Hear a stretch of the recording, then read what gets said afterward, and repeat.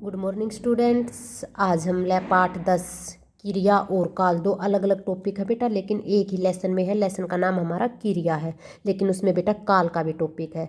तो इस तरह आपको लेसन की एक्टिविटीज़ तैयार करनी है बेटा। आप इससे भी अच्छी और सुंदर बना सकते हो बेटा, और इसके क्वेश्चन आगे राइट करने हैं बेटा।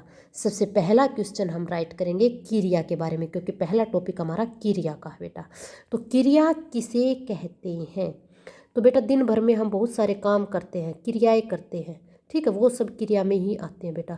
जैसे हम पढ़ते हैं, लिखते हैं, बोलते हैं, हंसते हैं, रोते हैं, नाचते हैं, गाते हैं, ये सब क्रियाएं हैं बेटा। तो हम इसका उत्तर क्या लिखेंगे? जिन शब्दों से किसी कार्य या काम के करने अथवा होने का बोध हो।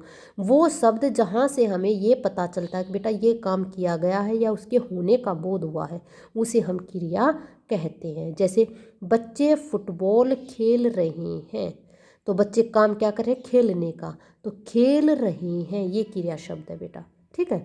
क्या होगा? जिन शब्दों से किसी कार्य या काम के करने अथवा होने का बोध हो, उन्हें क्या कहते हैं? क्रिया कहते हैं।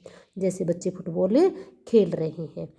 सेकंड क्वेश्चन यानी कि नेक्स्ट प्रश्न है बेटा हमारा, क्रिया के कितने भेद हैं? नाम लिखें। तो क्रिया के दो भेद हैं, सकर्मक और अकर्मक, ठीक है। सकर्मक क्या होता है और अकर्मक? तो बेटा सकर्मक कर्म मीन काम, से मीन सहित।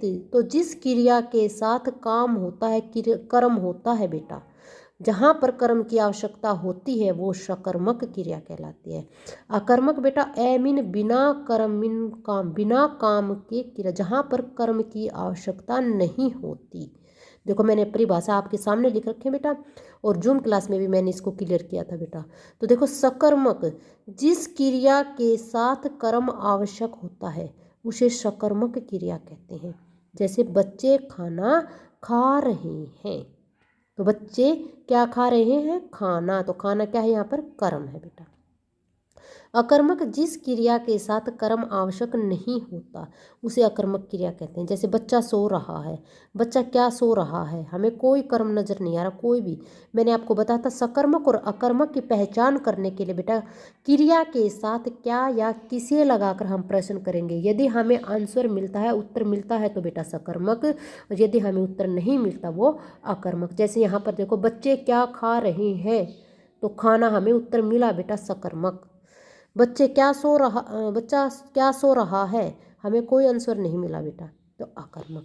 तो इस तरह सकर्मक कर्म सहित, अकर्मक कर्म रहित होता है बेटा, ठीक है। काम का करना या होना क्रिया कहलाता है। क्रिया के दो भेद, सकर्मक और अकर्मक। जहाँ कर्म की आवश्यकता हो वहाँ सकर्मक, जहाँ कर्म नहीं हो वहाँ अकर्मक बेटा। इस तरह आप इनको अच्छे से समझेंगे और राइट करेंगे बेटा। Thank you, take care, have a nice day.